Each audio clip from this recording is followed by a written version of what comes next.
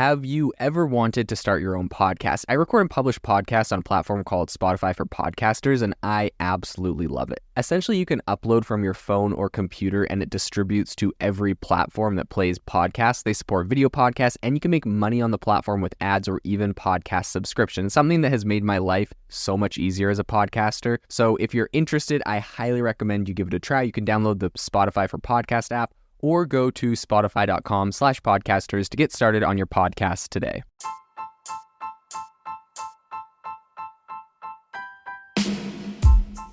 Welcome to the ChatGPT podcast. I'm your host, Jaden Schaefer. Each episode, we dive into the latest developments in the exciting field of artificial intelligence, exploring its applications and potential impacts on our daily lives.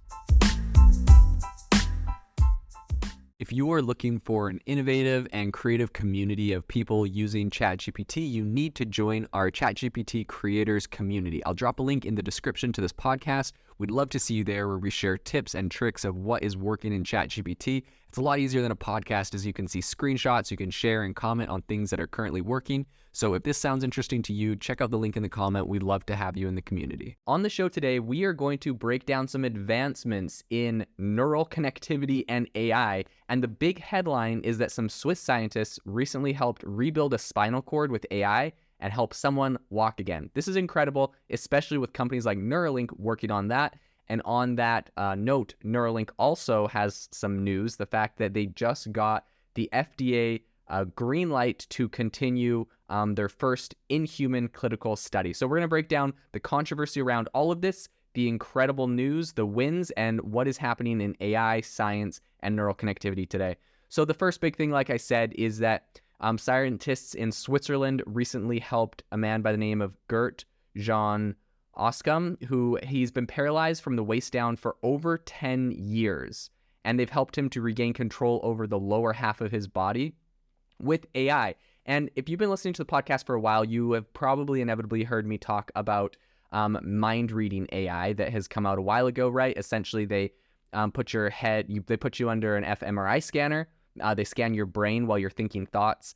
They use those thoughts. They send them through a neural network to help decode them. And then it learns how your brain fires, and it can essentially read your mind. Now, of course, we've talked a lot about the dystopian, the Chinese Communist Party can use this to read minds, or anyone can use it to read the minds of someone that may not like their mind to be read. But we have not talked about some of the incredible use cases for this. And the first one right here is the fact that they were able to help someone walk again using this exact same technology. So Oskam, he's been paralyzed from the waist down since 2011. He had a motorcycle accident. And so the scientists, what they found a way to do is actually to create a digital bridge between his brain and his spinal cord. So essentially, they're bypassing an injured section of his spine, which is now allowing him to walk again.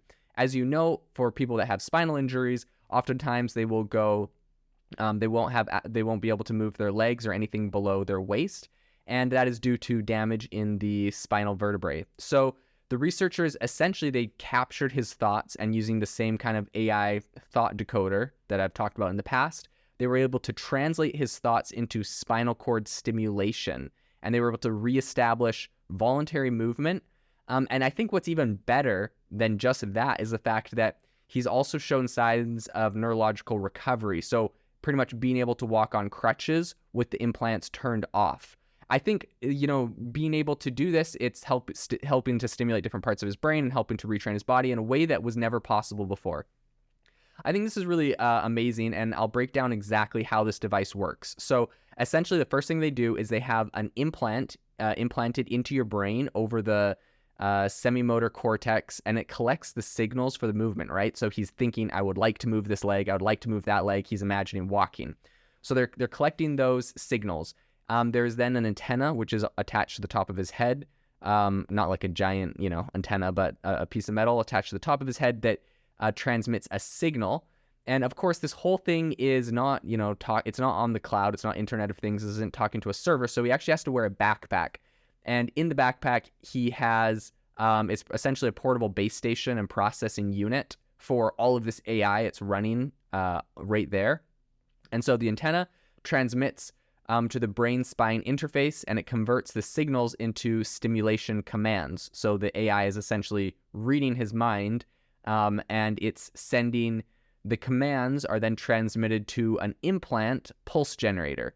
So the implant pulse generator is attached to his spine, and it's an implanted 16 electrode paddle, which essentially just generates targeted epidural electrical stimulation. So it's, I don't know if this is 100% accurate, but in my mind, how this works, if you've ever used those like electrode, they're like little gel things that you stick on your like muscles, your arms, and then it electrocutes it, and it like your arms essentially involuntarily like move.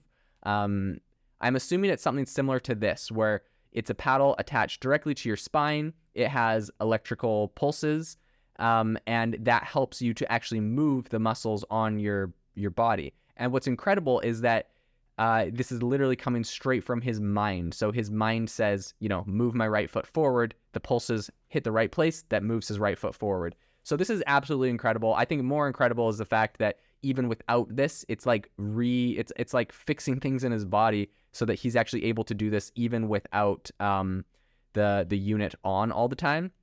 And of course, a lot of people have said a lot of dystopian things, but reading people's reactions to this, there was someone that, I don't know, I thought it was pretty interesting. He said, my quadriplegic friend died recently. He was coming home from a high school graduation party when a car hit him and broke his back. He's lived in a wheelchair for his life. Nothing else below his neck worked. He was super funny. I always remember him, right? Reading a story like this really just makes me think of the fact that, like, there are so many people that this technology is going to incredibly improve their life. So many people have lived their lives, with these injuries and had no hope, no solution. And I think this is a really, really incredible technology. Seeing this has honestly made me more bullish on projects like Neuralink than anything else. In the past, I've called Neuralink and all of these mind-reading technologies very creepy. I'm, all for AI, but I feel like sometimes it crosses the line. But when you see a use case like this, you can't help but think, like, what an incredible advancement in technology. So on that note, we do have some big news out of Neuralink, and that is the fact they just tweeted today. They said, we're excited to share that we have received the FDA's approval to launch our first in-human clinical study. This is a result of incredible work by the Neuralink team in close collaboration with the FDA, and it represents an important first step that will one day allow our technology to help many people. Recruitment is not yet open for our clinical trial. We'll announce more information on this soon. So, as you know, I don't know if you follow this too closely, but there's a lot of, I guess, negative sentiment around Neuralink. It's kind of one of the first ones where people are like, I don't want to implant in my brain. All of the obvious reasons, people responding to their tweet are like posting pictures of people's heads with like USB ports in them, and they're saying like USB-B or USB-C. So people are making fun of it. And it's to be honest, I would say it's pretty overwhelmingly negative. People are saying like, memes about people trying to sleep and then like their brain starts playing a bunch of ads and stuff like that. And in addition, there was another news story, which I'm not sure how accurate it is. Someone shared, but allegedly Neuralink has killed about 1,500 animals, including more than 280 sheep, pigs, and monkeys following experiments since 2018. So, a lot of people are talking about the fact that since they have been testing this, animals have died in their testing and whatnot. What I would say is, like, there's a reason they started with animals, and of course it's sad if 1,500 animals died, but like, and normally I think it'd be quite easy to be pessimistic about the whole Neuralink and the whole project and everything around that. But after seeing what just happened in Switzerland with that research team, I honestly have a hard time being pessimistic. Like, it's incredibly inspiring. It's one of the most incredible use cases and advancements in AI. And so I'm switching my opinion from being pessimistic about Neuralink to, as long as it's used for medical reasons to help people with disabilities, quite optimistic, to be honest. Yes, it is sad that there has been, 1,500 animals have died. I would say the reason that they did these experiments on animals is because they knew that they were risky. They're implanting something into your brain and they had to get it right. There's a lot of different things that had to go into that. Now, I will say that there would appear to be two separate ways to go about this problem, and I've listened to other companies as well that are talking about this. One of them is a little bit more intrusive. It's Neuralink, where they're literally implanting something into your brain, meaning there are wires going into your brain, little bits of essentially almost like acupuncture, really, really fine needles going into your brain to measure pulses. That would appear to be quite intrusive. Now, for things like an fMRI scanner that can literally just sit on your head, which I'm assuming Apple, when it releases its headset, inevitably they're going to start having fMRI scanners in the Apple headsets. Meta has all but said that they will do that eventually. They said they would like to start getting fMRI data to be incorporated into VR. So, I mean, that's just how they're going to do it. So that is a less intrusive way of doing this, right? You can just have a scanner scanning your brain. And I've also heard of other companies that have something more like saran wrap that just lays on top of your brain that can be pulled off. So there are a lot less intrusive ways to do this than the implant, which it would appear Neuralink is doing. So I'll be interested to see what technology and company finds the most success, because inevitably I feel like if someone could wear maybe like a headset, a VR headset, for example, and use that in connection with the Swiss scientist technique, so it's you're able to walk just using that. I think a lot of people would opt for that versus a surgery that goes into your brain. But I do think still some people would want an implant that's less obvious. You could just like theoretically live a normal life where you don't have any visible gear eventually, aside from perhaps your computer, although those will all eventually get smaller. So it'll be interesting to see how this evolves. But I would say I'm incredibly optimistic. This is incredible news. People are able to walk again that previously had spinal injuries.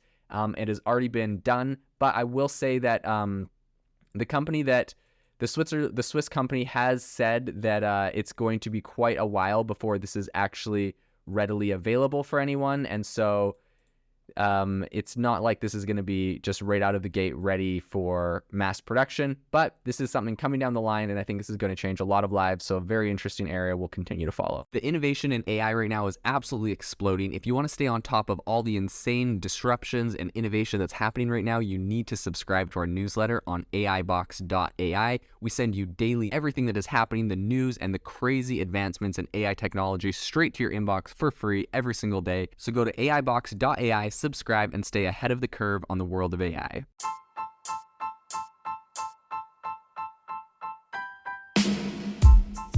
You've been listening to the ChatGPT podcast. Make sure to rate us wherever you listen to your podcasts, and have a fantastic week.